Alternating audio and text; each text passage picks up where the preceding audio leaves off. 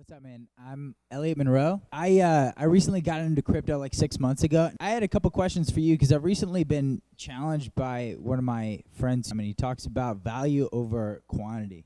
You know, me being a new user, obviously my first thought is like, why buy 5 coins when I can buy 4,000? Or why buy 5 coins when I can buy 400 coins? You know what I mean? I want you to touch on that first and foremost. But so the second part is, I'm invested in Monero and a coin called AppCoin. I don't know if you've heard of these things. I love Monero, by the way. Yeah, and I stick with Monero because there's always going to be a need for it. You know what I mean? I've been shook slightly due to the news lately, in certain areas where the percentage of users is high. If you could touch on those two things, that would be awesome. You can find cheap coins that have value. They're at the early stages. There's a new coin that just came out called Substratum. Just came out, and I bought it relatively early. What they're doing is pretty cool shit, and I would tell you guys to all read about it. And they're at the early stages of their life.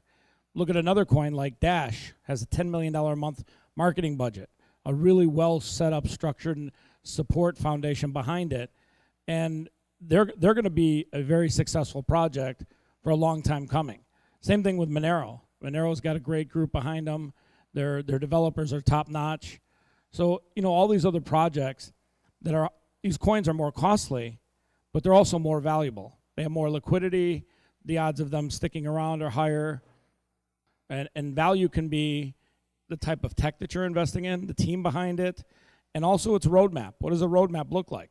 Do they have a roadmap that allows them to fund? Now, I wrote a paper recently for Forbes that'll be coming out soon called The Natural Born Ethereum Killers.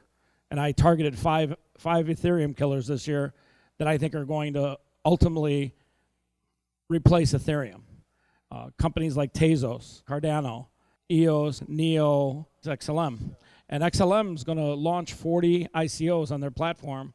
It's going to be cheaper for the ICOs to launch. It's going to be more liquid for the buyers to buy. And same thing with EOS. EOS just got $350 million in venture capital pumped into its projects. And you're going to see EOS launch 60-some odd ICOs in the next 90 days. And those two projects are going to be natural-born Ethereum killers because the number one thing that Ethereum does really well right now is ERC-20 tokens. The Ethereum blockchain, from a smart contract standpoint, is failing horribly because of scalability. And those fucking kittens. I think one thing I'm concerned about when, my friends talk to me about like, oh, like this coin's like 10 cents.